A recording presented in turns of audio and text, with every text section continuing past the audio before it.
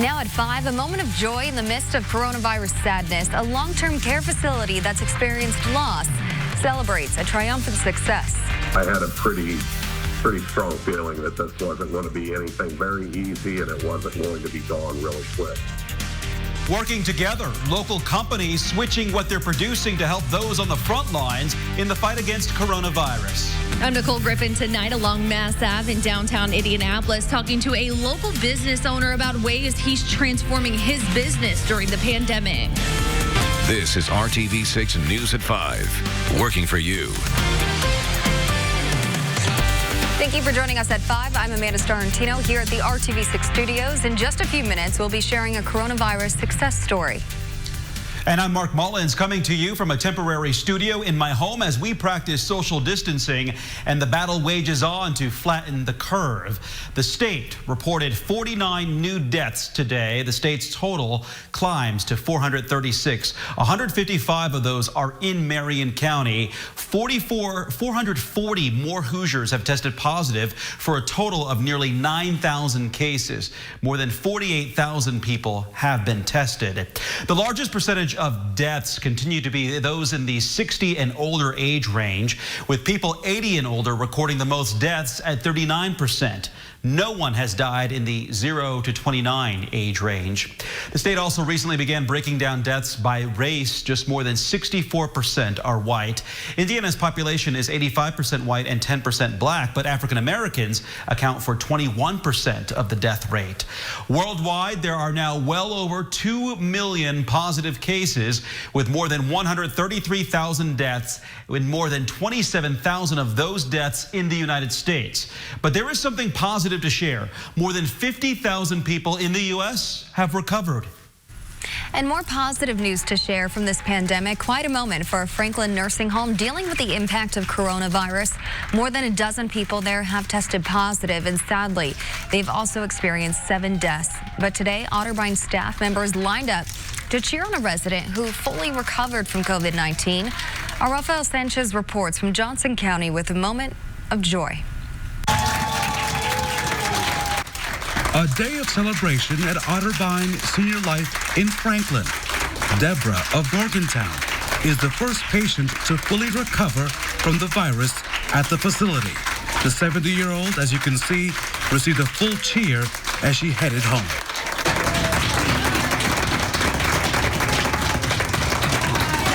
Just last week, Otterbein was embraced by a mobile prayer vigil. People prayed for the staff and for those in their care.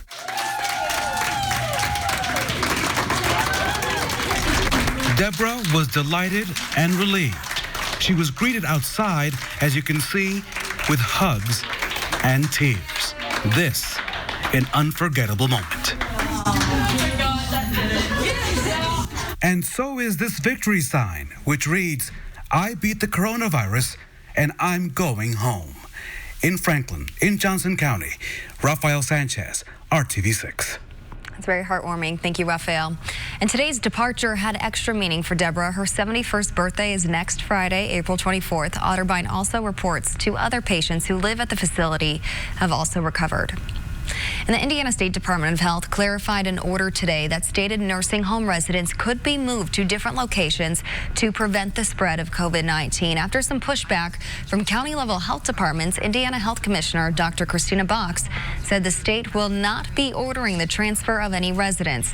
She said the order is to allow facilities with COVID-19 positive residents to take on more so they can be separated from those who have not been infected.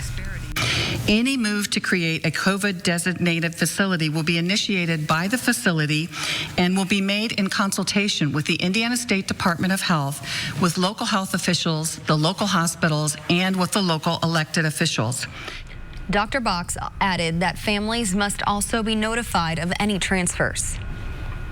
We've seen it time and time again. Companies working together to shift gears. RTV6 is highlighting these efforts. One local company is changing their production lines to help protect those on the front lines of the fight against COVID-19. Fatheads Eyewear is one of several companies working with the state to make personal protective equipment. RTV6's Megan Sanctorum shares their story. This is Fatheads Eyewear in Speedway. We I work for people with larger than normal heads like mine. They typically specialize in glasses and sunglasses like this, but now they're working to manufacture products like this: safety goggles, safety glasses, and face shields. Fatheads is just one of several Hoosier companies working with the state to provide these types of supplies to frontline medical workers. Between Fatheads and other local businesses, the Indiana Economic Development Corporation has been able to secure more than 2.5 million pieces of various PPE. Actually very honored to be able to be a part of it, me and all of the people that I work with here. Really what it boiled down to was about trying to, help the folks on the front line stay safe. And secondly, it was about providing for my work family here and trying to make sure that we all still had a place to go when this was all over with, because it will be over with, but it isn't quite yet. He says they drop the equipment off for the National Guard, who then distributes it to area medical facilities. He also tells us he's gotten requests for PPE from numerous other states and private hospitals. They're looking into ramping up production in order to meet those needs. Working for you, Megan Sanctorum, RTV6. We do have a full list of companies working with the state to make PPE posted on our website. Another company is shifting gears, General Motors. The Kokomo plant started producing ventilators to meet the nationwide need. GM has a 30,000 unit order from the U.S. Department of Health and Human Services. More than 600 ventilators will be shipped this month, and almost half of the order will be filled by the end of June. The full order will be completed by the end of August. GM has the capacity to build more ventilators after August if needed. For more than a year, RTV6 has made a commitment to helping Hoosiers find jobs, and that commitment to you could not be more important right now with so many people out of work due to the pandemic. If you like being outdoors, a job could be waiting for you. Hiddle Landscape in Westfield wants to hire you, and they are willing to train new hires. Spring is a very busy time for landscaping industry, and the Hamilton County-based company is looking to bring more hands on deck to handle the demand. They say right now is the perfect time to try out a new career. If you don't have experience, maybe you worked in an industry where you're experiencing a layoff or a furlough as a result of this crazy COVID-19 crisis, we are always looking for humble, hungry, and smart individuals. And they say they are offering competitive pay and benefits. And we have more details on how to apply when you read this story on hiringhoosiers.com. That's also where you'll find more companies that are hiring right now, support for small business, plus information about unemployment benefits. And local businesses are getting creative during the pandemic and finding different ways to serve the community. Here at RTV6, we want to help shine a light on their efforts through our We're Open Indy initiative. Our Nicole Griffin is downtown tonight, where one restaurant is preparing more than just meals. Here at Rooster's Kitchen along Mass Ave, they have had to transform their business model during the pandemic. On top of the to-go orders and family-style prepared meals, they are also offering grocery pickup. Got a grocery order in, ordered some apples. From milk to produce and even toilet paper, Rooster's Kitchen is now filling online grocery orders. Still trying to wrap our heads on what the need is out in the community. Are people still looking for staples like toilet paper and milk, or are they switching to the prepared meals? With social distancing guidelines in place, customers can pick up groceries or carry out orders at this window along Mass Ave. Select your time that you want it and come pick it up and pay for it online. Pretty quick and simple. Caleb White is working on a construction project nearby. The Columbus native says it's important to continue supporting local businesses. Crucial. A lot of businesses are closed down, especially inside. But I think it's good just to go out and support them as much as we can. Rooster's owner Ross Katz says while his business is impacted right now by the pandemic, it's still important to give back. I wouldn't have my business and my employees wouldn't have a job here if it wasn't for the community. That is why they are providing groceries and meals to frontline workers and first responders. They are also partnering with nonprofits by donating food. With Wheeler Mission, we actively sought out donations of product and cash so that we can produce meals. He says there's no way to know how his business will bounce back in the future, but supporting the community is important during these tough times. We still need to come together. We're all in this together, and that's going to be important for us to make it through this and make it through successfully. Working for you in downtown Indianapolis, Nicole Griffin, RTV6. Thanks, Nicole. And Rooster's Kitchen is collecting monetary donations to continue giving back to nonprofits and frontline workers. We'll put the details on how you can help in this story on the RTV6 app.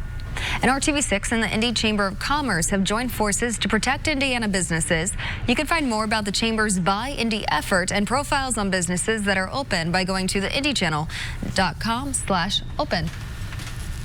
Police, family, and the community are preparing to say goodbye to the Metro police officer shot and killed while responding to a domestic violence incident.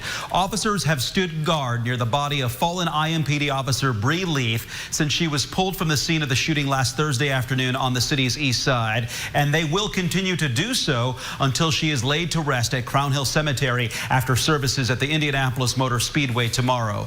Major Ida Williams knew Officer Leaf well and spoke today about what it's been like to lose her.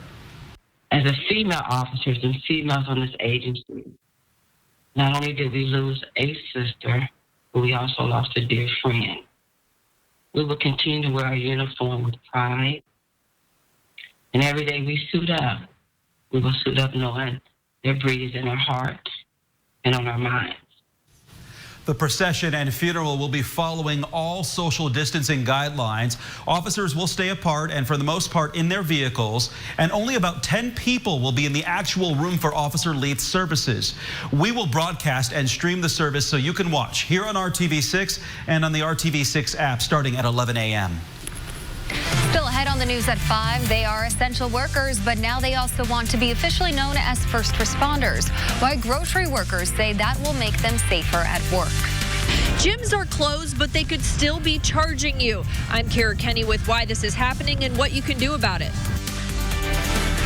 Rain, snow, and sunshine. We've seen it all today. It's moving out for tonight. We'll talk about the ingredients in my forecast moving forward coming up.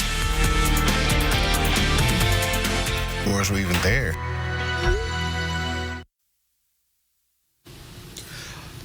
RTV6 is proud to be working together with the United Way of Central Indiana during the crisis. We're teaming up with the COVID-19 Community Economic Relief Fund. The initiative supports organizations that serve people and families affected by the pandemic. You can donate to the fund by texting HELP 2020 to the number 91999. If you belong to a gym, you might want to check your bank account to see if they're still charging you that monthly membership fee. Call 6 Investigates Kara Kenny found policies vary greatly in terms of how gyms are handling COVID-19. The YMCA has locations all across central Indiana, and they're closed right now because of COVID-19. Yet members are still being charged unless they opt out. The Y says they're using that money to provide child care for essential workers and to do food distribution and blood drives. Jessica Falvey works out at Orange Theory in downtown Indy. At least she did before COVID-19 hit. I do miss it, and I cannot wait till I can go back. I never thought I'd miss a treadmill or a rower, but I definitely am. Orange Theory immediately froze her membership amid the pandemic. I just reached out to freeze it for 30 days because I wasn't sure how long this was going to last. And they were like, oh, no, we're doing it for you for as long as this lasts. So you don't have to worry about it. Call 6 Investigates checked around and found most gyms are freezing charges. And if they did charge you, are extending membership benefits for the amount of time the gym is closed. Orange Theory told us, we know this is a time of uncertainty for everyone. And the last thing we wanted to do was add more stress to our members. During this time, no membership dues are being charged, and any sessions that were paid for prior to our closing will remain on members' accounts upon reopening. The YMCA is still charging members unless they contact the Y and ask not to participate. The Y and other gyms are offering online classes as a way to help their members while their facilities are closed. The Attorney General's office has received a handful of complaints so far about gym memberships. The AG's office says gyms may fall under the Health Spa Services Act, which entitles you to a refund for days the gym was closed. If you feel your gym wrongfully charged you while they were closed during COVID-19, you can file a complaint with the Indiana Attorney General's office at indianaconsumer.com. Reporting in Indianapolis, Kara Kenny, RTV6. Well, the YMCA released a statement this afternoon pointing out that they are a nonprofit and saying they're thankful to their members and donors who are sticking with them. For a list of gyms and their policies, you can go to this story on the RTV6 app or at our website, theindychannel.com. And due to coronavirus, Kroger and America's largest food and retail union are calling on the federal and state governments to designate employees at grocery stores as extended first responders or emergency personnel. Leaders of both groups say grocery workers are playing a critical role in our communities and must be protected. They are asking for first responders or emergency personnel status for all grocery workers, which they say will ensure that those workers have priority access to personal protection equipment like masks and gloves.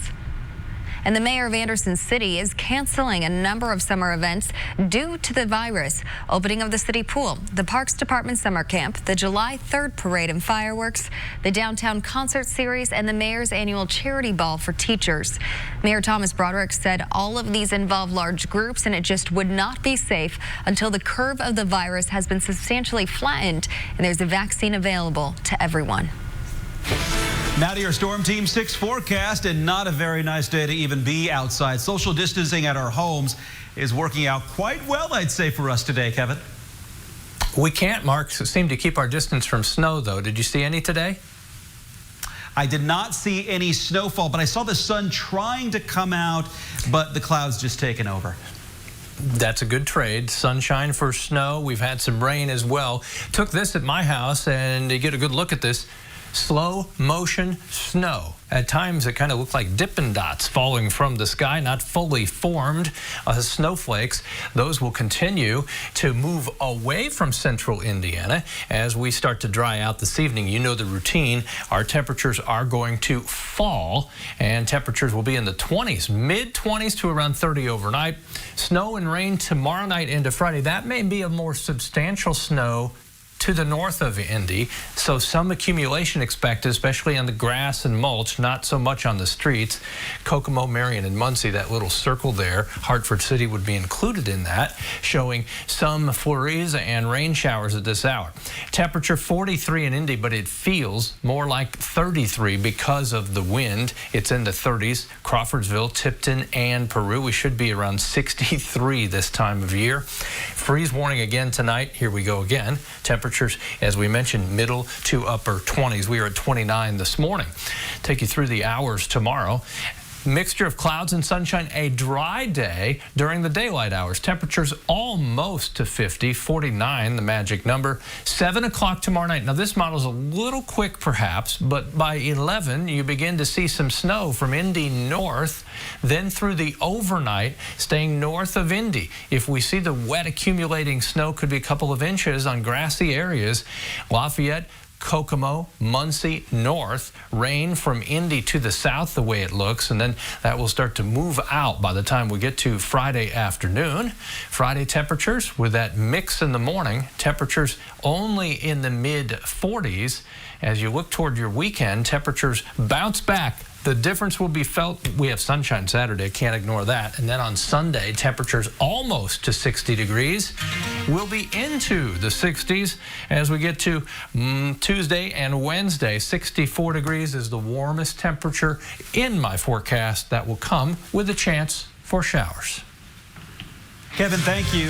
Hoosier hospitality has taken on a whole new meaning during this pandemic. Today, another shining example of working together to help those who are sacrificing so much right now. Days from 4:30 to 7. So many people are working together to help their friends, neighbors, and people they don't even know get through this difficult time. And one of them is Michelle Fraley of Indianapolis. She's busy at home sewing masks. She's made about 25 for our coworkers here at RTV6 and around 40 more for Eskenazi Health. She said it makes her feel productive during this time. So thank you so much to Michelle for your generosity. We appreciate it. Yes, thank you, Michelle. And another example of working together, 2 groups joined forces today in Indianapolis to feed healthcare workers on the front lines of the COVID-19 battle. The Indian American Muslim Council and Kishwar Care LTD raised money to give Subway meals to local healthcare workers.